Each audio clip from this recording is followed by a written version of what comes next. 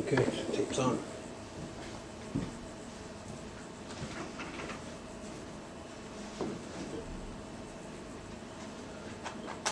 My name is Detective Brad Hoover. My badge number is 6188. I'm with the Toronto Police Service Sex Crimes Unit. The time now is 2:05 p.m. We're presently at the Kingston Penitentiary in Kingston, Ontario, in a boardroom, and I think is the main building you would call it. Present in the room here, if I could just have each of you identify yourself for the purposes of the videotape that's being made. Seated to my left off camera and now sitting at the table is your counsel. Just please identify yourself. Yes, certainly. It's Anthony Bryant. And straight across the table from me, if you could identify yourself. Constable Darlene Koulis, C-O-U-L-I-S, badge number 6483 from Toronto Police Service. And seated to my right, if you could just identify yourself. Paul Jason Teal, a.k.a. Paul Bernardo.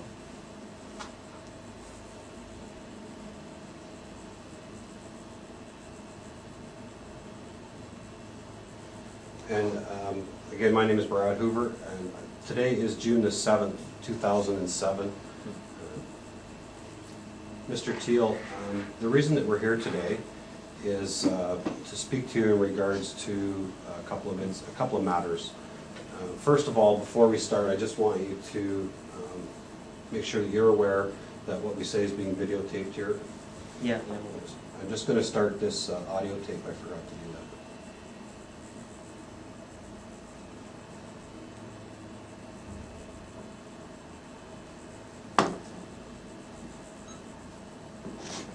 I just started this audio tape here. We started the interview at 2:05 p.m.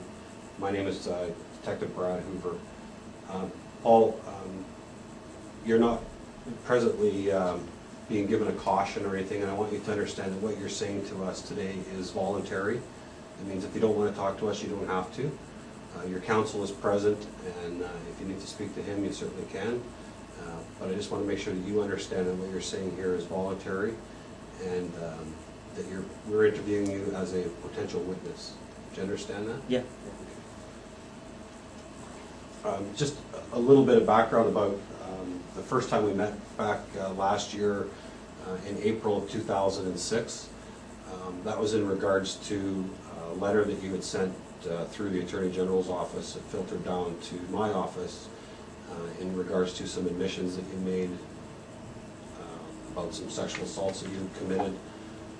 I'm here to tell you that I have concluded that investigation, and that there have been 2 offenses that I have been able to identify, and with the information that you provided to me at that time, was able to conclude those matters as having been committed by yourself. So for that, I thank you for that information.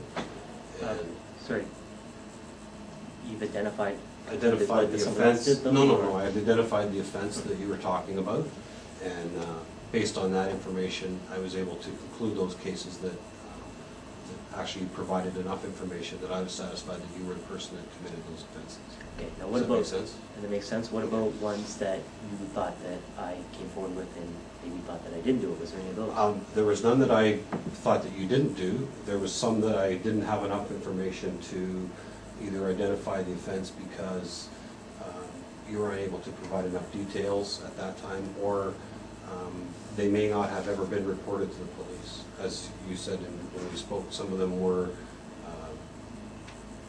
we'll call them minor type offenses, but No, I understand. Offenses that may not have been reported to the police. Okay, problem. I turned on the TV, I waited for Peel Regional to come by. September rolls around, they make a public announcement. It's written on my file here that I lied to police and I did not commit the crimes that I said I committed on the offenses in Peel Region.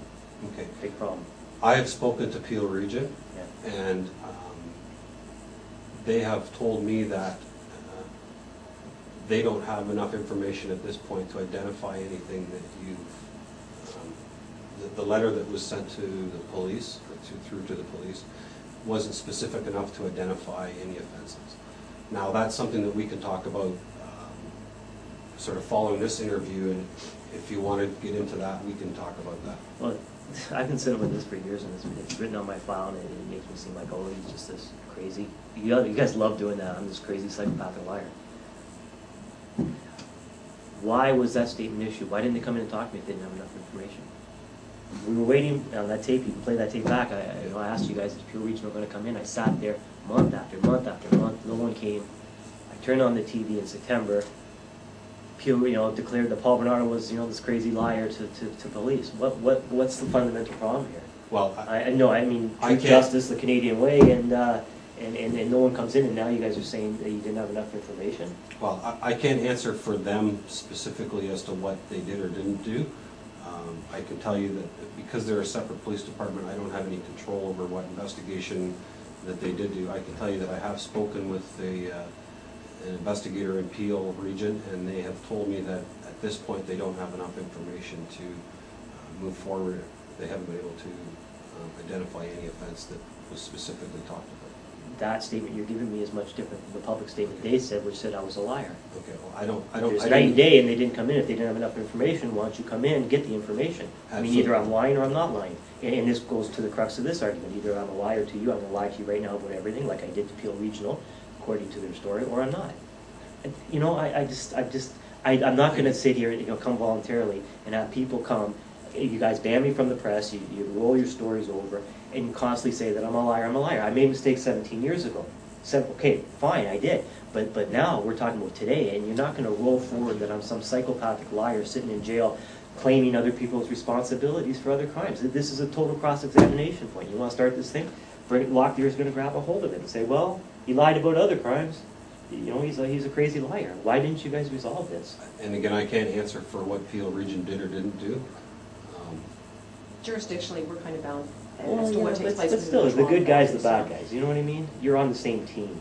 Yes, we are, but as supposedly. far as us investigating matters that take place outside of the actual Toronto proper, that's why Peel Regional has their police service, and like Detective Hoover said, we can't answer as to what they did with their investigations or the issues that they were looking at that transpired out in their area, and we really can't speak to that. Mhm. Now, whether that's something you wish to have your counsel deal with Yeah, them it's on, good. and that's something else, but unfortunately, there wasn't a lot that Detective Hoover and I could do in regards to those things.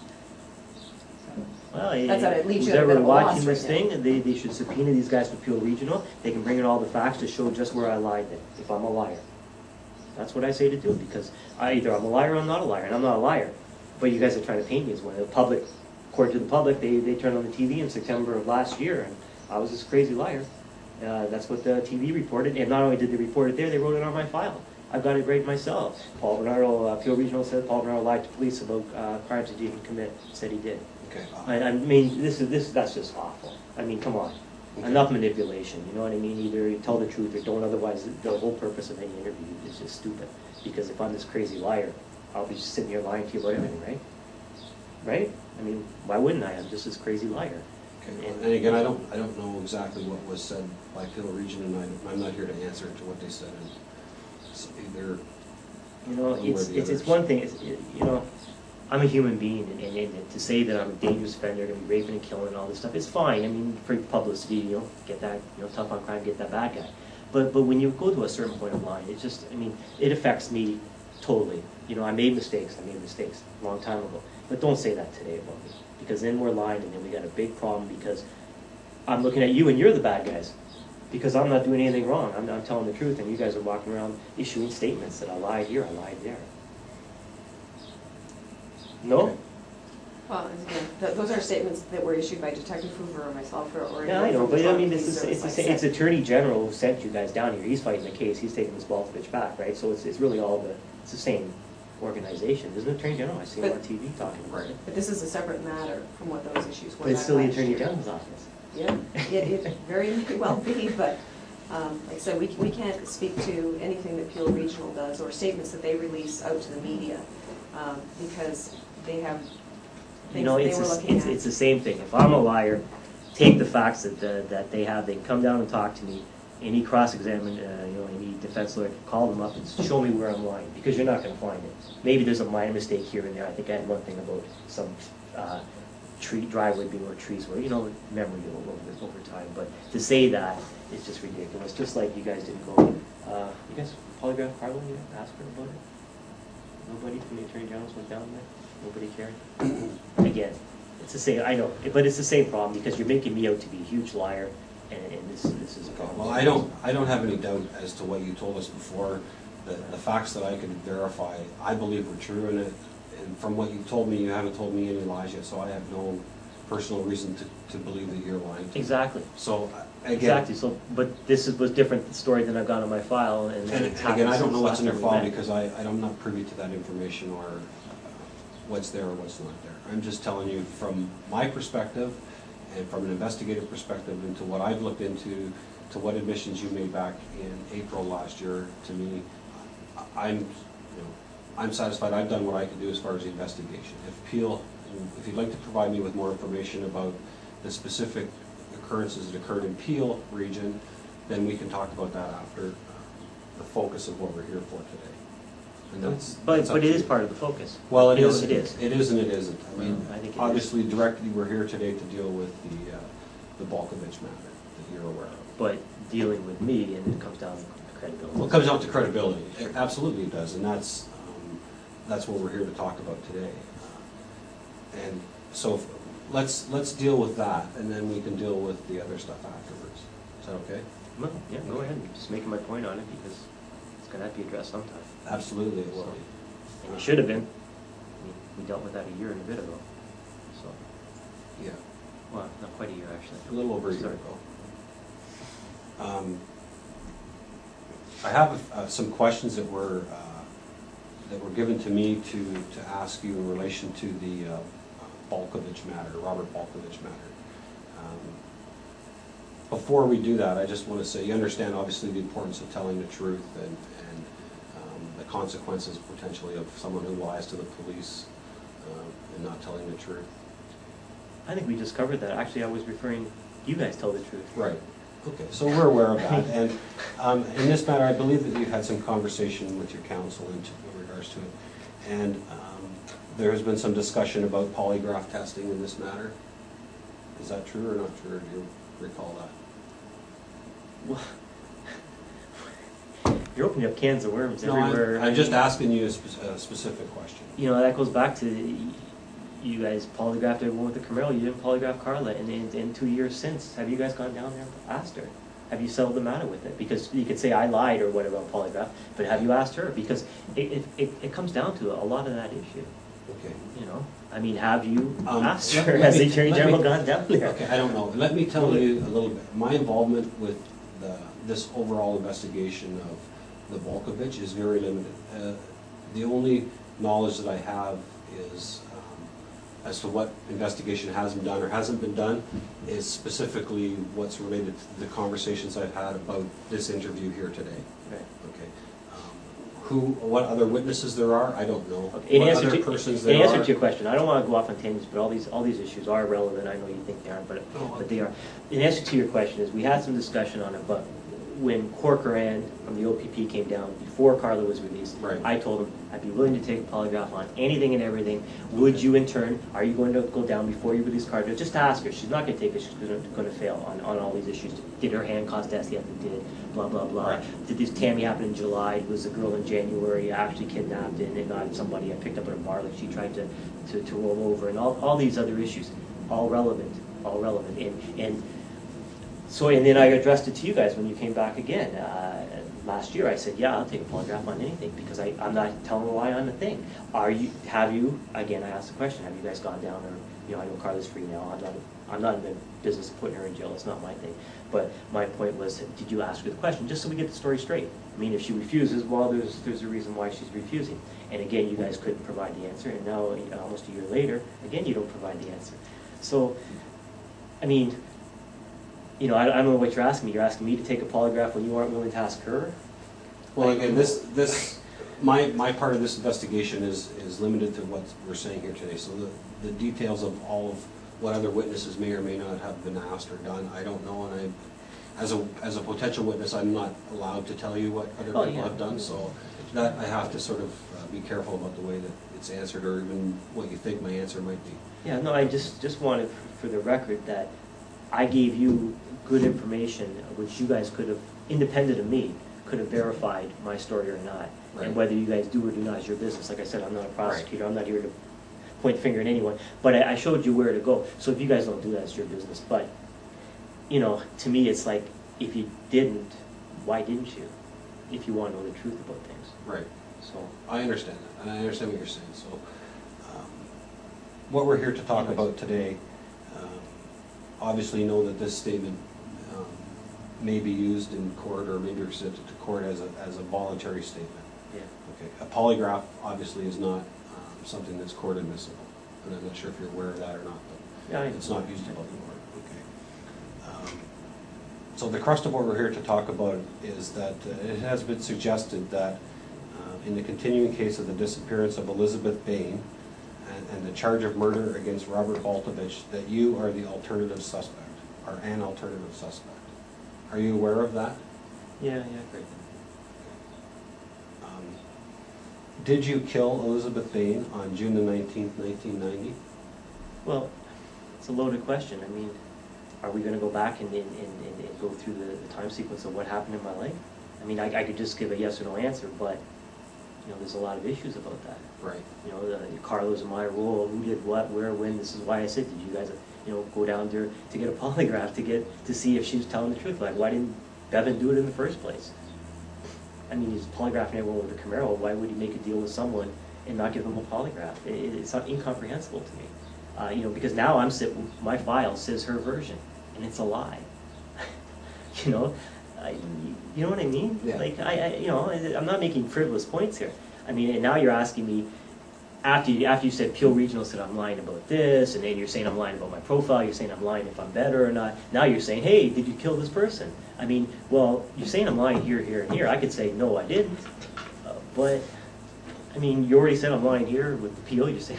Okay, I'm not saying anything No, about who's lying. I'm simply... and I've given you directions to go to find the truth. Right. No one's done that. And I've asked, and again, I've told you that I've done investigations on information that you've told me, and as a result of that information, I've been able to verify in my mind where you told me the truth. So if Peel Region is lying about you or someone else is lying about you, I have no control over that, or No, but it goes right to credibility.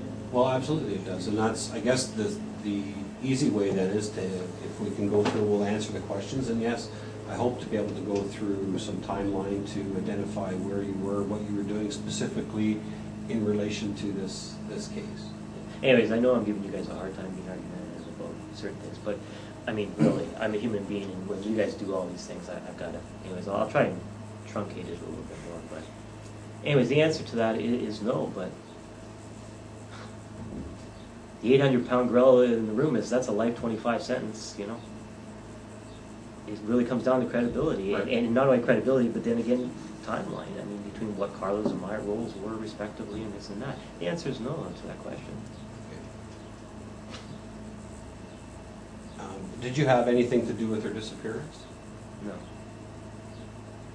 Did you know Elizabeth Bain? not that I know of. Had you ever met her? I'm going to answer that with I don't remember, because if I did or I didn't, I don't remember. But I know an ex-girlfriend tried to say I might have, but I gotta say I don't remember. You obviously are aware of her disappearance. Sort of. Do you recall when you became aware of this? Best that I can recollect is after I was in jail. Didn't follow the news much. The date, obviously, June the 19th, 1990 was the date. But you know, other than that, I don't remember. You know, maybe I heard about it before, but I can't recall if I did or not. But I remember in jail, I had newspapers after that fact, and I saw something on it. So. Okay. We'll sort of get into that a little bit when we, I hope to go through a bit of a timeline with you as to some things that may jog your memory as to We're talking. back in that time. I mean, if you asked me what I was doing 3 weeks ago on Tuesday, I probably couldn't tell you unless you put some reference to it. So we'll hopefully be able to do that. And again, obviously, June the 19th, 1990, do you know what you were doing that day? I have no idea. I have a document here in front of me that references some points in time around the June of 1990 period from police investigation. This is what indicates you may have been involved with, or may have certain things that you may have done. And I'd like to go through a couple of them that sort of assist you in remembering what you were doing back in 1990. The first part of June 1990, actually June the 1st, Carla had a doctor's appointment where she was complaining of pains in her right side. Perhaps she had something to do with a rabies shot. Does that ring any bells? No. Okay. In the first part of June, you had a Nissan 240 SX, is that correct? Yeah. You were making several trips into the United States, June 2nd, June 3rd, June 10th, June 16th. I think at that point you were involved with cigarette smuggling and things like that, from what I recall. Someone said no? No, that would be, no, that wasn't until after we moved out, so. Okay. So, making several trips to the States within a couple of days, is that something? When we started the relationship, we were going over all the time, so just for personal reasons. On June the 16th, you shopped at Rough Hewen. Is that in the Niagara Falls, United States? Does that store sound familiar to you? Yeah, sounds familiar. I have no idea if those are the dates, but Okay. if you got a receipt for I it. think there must be a receipt there. And again, I don't have all the details, I'm just going by what's on this sheet of paper. A black expandable binder, is that? I think, can't recall 100%, but Okay. That would have been around the same time. That was about a week prior to if you purchased one of those Elizabeth Bain going. I have no idea when I purchased it. I just Okay. recall I had something like that, like an accordion binder. Okay. June the 16th, again, this has been the same day in St. Catharines, you attended a movie, Back to the Future 3. Do you recall when that movie came out? No idea. No. There's a receipt for a cell phone purchased at a Radio Shack at the Town and Country Mall at 6366 Yonge Street. You remember buying a cell phone? I know I bought a cell phone around that time because when I declared bankruptcy, I handed my other one in, and then I bought the Radio Shack one. I don't know the dates. You know, whatever the That date would is. have been the day after Elizabeth Bain went missing. Is that, do you remember anything you were involved with around that time? You say you were going bankrupt, so what type of activity you were involved in sort of on a day-to-day basis? The only thing I remember with the bankruptcy is that happened around a couple days before the sexual assault that the composite came up with. That was, if I recollect correctly, it was I think 2 days before I filed for that.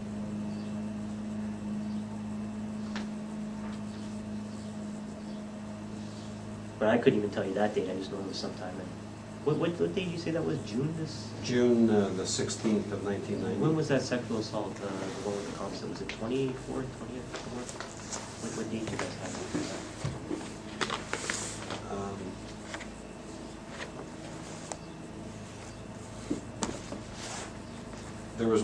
There was a sexual assault in May of 1990. Is that the composite one in May? I'm thinking that it is, but it doesn't say that specifically here. But shortly after that, My timeline's off. I don't know. at the end of June of 1990, that was the original, when someone identified you potentially as a Scarborough rapist, a bank employee. When was that? The end of? That was June the 28th of 1990.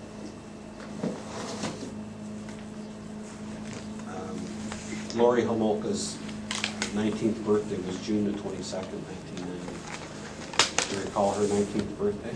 No. I know it was around that time, but I don't specifically call that birthday. The only reason that would maybe say that she was obviously then a legal drinking agent, perhaps. Did I mean anything? Way before that. June the 21st, so just the day after you bought a cell phone, you made a purchase at I'm sorry, you were Scarborough. saying, what, 19th was this girl's? June 19th was the day she went What, missing. what day did I buy that? June 20th was the day he bought his cell phone. June No, I 21st. see, I must have declared bankruptcy around then, because I got that cell phone in the hand, I had to hand all my items in to the trustee, and I had a Panasonic cell phone, and I handed that in, and I got the Radio Shack one. So it would have been So right around the same time. I don't think I went a month without it. I don't think so. I might have, but anyways, I don't know. Yes. It was a while ago, so memory's a bit fuzzy. Yeah, May the 29th, which was just before that, or about a month before that, that was the day that the police released the compass. Oh, so it was May. So I lost a month. Yeah, so that was, See what happens when you lock a guy up for 15 years and a window and stuff? The memory gets fuzzy. So I guess I waited a month to So- get the cell phone. about a month to get the cell phone. Did you recall anything? What were you doing, sorry, during that month, anything? Probably the same thing it says there, going across the border, Back and forth across the border. recreational stuff. I know Tammy happened in July. That was, I think, the third week in July for the first time. But this was back a few weeks before that. So. Okay. Yeah, you're right, it was big last month. Sorry.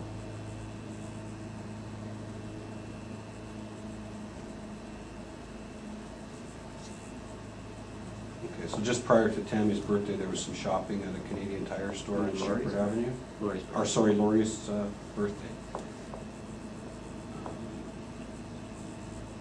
2 times in one day, you went to Canadian Tire on Shepherd Avenue, 1019 Shepherd Avenue. Is that normally shop at Canadian Tire stores? Back then, that time. That's before all these super center Walmarts and stuff came in. So. Do you ever recall having any conversations about the disappearance of Elizabeth Bain? No. If I played you it's going to play you a short audio clip. It's a conversation that you had, or a conversation between Tony War, who was an investigator with the Toronto Police, and Carla Homolka. I'm just going to play this, see if this sounds familiar or if it jogs your memory as to any conversation you may have had. Was there any discussion, or has there been any discussion ever about Bain's disappearance?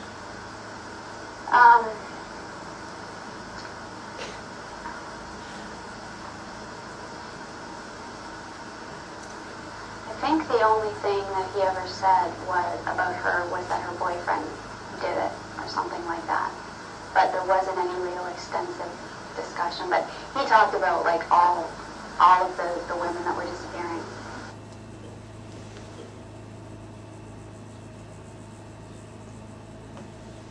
And again, that was a conversation between investigator Tony Moore with the Toronto Police Service and Carla Homolka. Does that conversation, was that something that you may recall saying that to Carla or talking about that? Well, she went down, Paul did it. Catchphrase was the trial, Paul did it. It was Paul. And she's continuing right there. She's going, with the fact of the matter is I didn't pay attention to anything. I didn't watch the news back then. I was too busy doing other things. I didn't pay attention. Like the profile is a serial killer, pays attention to all the news media. He's a narcissistic personality, blah blah blah, and all that crap. I don't know anything about this case now. I don't know if this guy did it. I don't really even care. I'm not a prosecutor, do the right thing for society, blah blah blah. I don't know if he did it. I don't have the facts to it. Who knows if he did it? And I certainly didn't know that thing. So to say that, for me to make, she's alleging that I made a statement, the boyfriend did it. Well, some cases I have followed because I am in jail and I have nothing else to do but watch TV. But I weigh the facts. I take, like, did OJ do it, for example? Right. You weigh the facts about, whether he did or not, he got off. So, I mean, that's a lot. But I would have had to weigh the facts. I don't know the facts in the circumstances, so there's no way I can make a statement such as that. How could I say he did it if I don't know the facts of the case? So, no, she's incorrect in her statement. And it may depend on when that conversation took place between between her and the investigator. Well, Ward, wasn't he back when the deal was made, you know? And that was Ward, if I remember reading the transcripts, that was a name from day one. When she signed her little 12-year deal, no polygraph required. Hey, I'm giving you the truth there. You guys can prove me wrong. Go down there, ask her. You'll get a no. I keep telling you, no one does it. But I don't know why. But you know, so that sounds like a conversation. But that's what you do. You want to blame it all on the other person. You know, you're going to paint that scenario. You know, it's like psychopath scenario. Do you know Robert Volkovich? Just seen him on, you know, the odd time flashed on TV or whatever. Like I said, I purposely avoided this case. Right. I don't like this shit in my mind, you know what I mean? You know, anything to do, you know, unfortunately when Carla came out, I watched and tried to discern truth, fact between fiction a couple of years ago. But otherwise, you know, I don't like to get into these things. I've had 100 lifetimes full of this stuff, you know, so, and I don't want my mind poisoned with this and this and this. So in this case, I avoid it as much as possible. But I have seen his, you know, his face on TV. Right. Anything else you would like to tell us about this investigation?